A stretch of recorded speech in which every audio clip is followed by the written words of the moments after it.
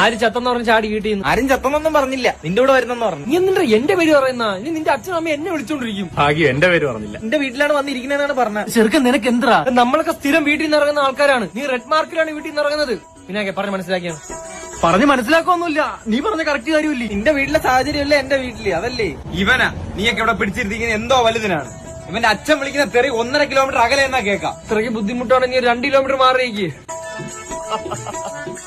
ഇവന്റെ അച്ഛൻ വരുമ്പോഴേ ഈ കോമഡി അടിച്ചോണ്ട് ഇവിടെ ഇരിക്കണം കേട്ടാ. 2 കാല് ഡെസ്പാസീത്തോടെ ഡാൻസ് കളിക്കാനല്ല, കാല് നീട്ടി ഒറ്റ ഓട്ടങ്ങ് ഓടണം. അതത്ര പോരടെ. അമ്മ വിളിക്കുകയാണെങ്കിൽ ആര് സംസാരിക്കും ഇതില്? കൂട്ടുകാരുടെ പേരൻസിന്റെ കണ്ണിലുണ്ണിയായി ഞാൻ തന്നെ സംസാരിക്കാം. എന്റെ അമ്മയൊക്കെ നിന്റെ കൂടെ കാണിക്കുന്ന മൊത്തം അഭിനയമാണ്. പിന്നെ അവരെന്തൊക്കെ പറയുമെന്നറിയാവോ? കണ്ണിലുണ്ണി.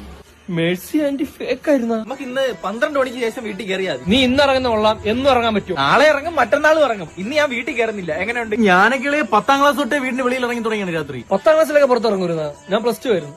ചുമ്മാ പറഞ്ഞ ഞാനും +2 ആയിരുന്നു. നമ്മൾ ഈ പകല് കാണുന്നണക്കേ അല്ലല്ലേ രാത്രി. എന്റെ ഇരുട്ടാ.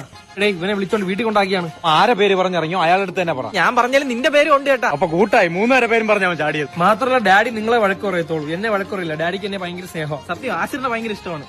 എടാ രാത്രി വേറെ കാണാൻ എന്തൊക്കെ ഉണ്ടാ? രാത്രി കണ്ടോ? വൃത്തിയായിട്ട് സ്വഭാവം കേട്ടോ. എന്തെങ്കിലും പറയുമ്പോ മുണ്ടോക്കി കാണിക്കുന്നു. നിനക്കെന്തറാ? എന്റെ അളി എന്നെ പലതും കാണിക്കും. എന്നെ വീട്ടിൽ കൊണ്ടാക്കണേ അളിയ. എന്റെ അച്ഛൻ വിളിക്കുമ്പോൾ ആശിറ നീ തന്നെ പറയണം.